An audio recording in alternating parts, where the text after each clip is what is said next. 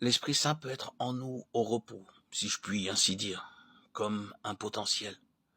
Nous pouvons exprimer la chose dans un autre sens, en disant que nous pouvons avoir vis-à-vis de l'Esprit une attitude passive. L'onction, au contraire, est toujours associée à l'action et à une vocation spécifique dans le plan de Dieu.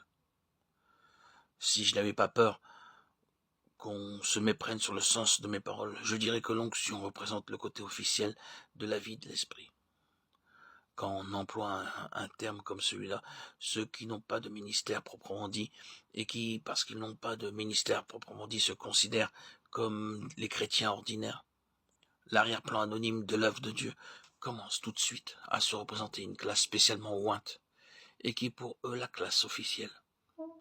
Quant à eux, il semble à les entendre qu'ils restent en dehors de cette classe-là. Ils en sont encore au régime de l'ancienne alliance, avec sa distinction nettement tranchée entre ceux qui avaient reçu l'onction pour le service du sanctuaire et le reste du peuple, qui n'avait pas à s'en occuper.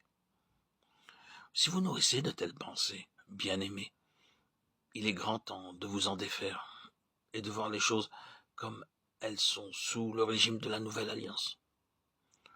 L'onction, désormais, n'est pas pour une classe privilégiée, elle est pour le peuple de Dieu tout entier.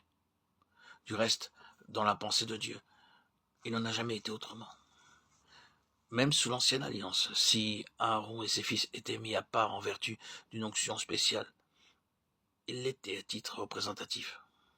Ils constituaient en réalité une délégation de tout le peuple. Quand Dieu jetait les regards sur eux, il voyait en eux son peuple tout entier, car en eux, tout le peuple était oint. Eux n'étaient que les représentants de l'ensemble. C'est ce qui ressort clairement du fait que tout le peuple posait les mains sur eux.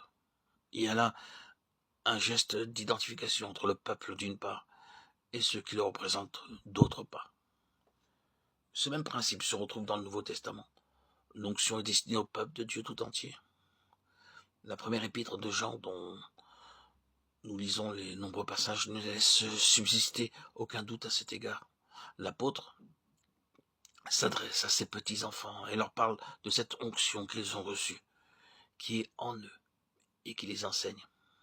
Ainsi, lorsque nous employons le terme officiel, nous n'avons pas à la pensée une classe spéciale d'enfants de Dieu.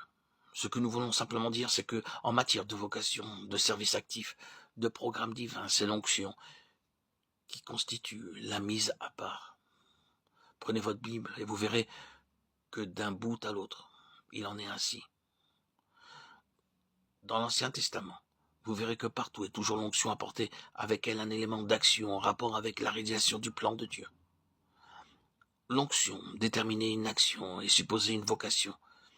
Elle comportait, pour celui qui en était l'objet, une certaine position au sein de son entourage, une certaine dignité, pour ne parler que de ces caractères-là.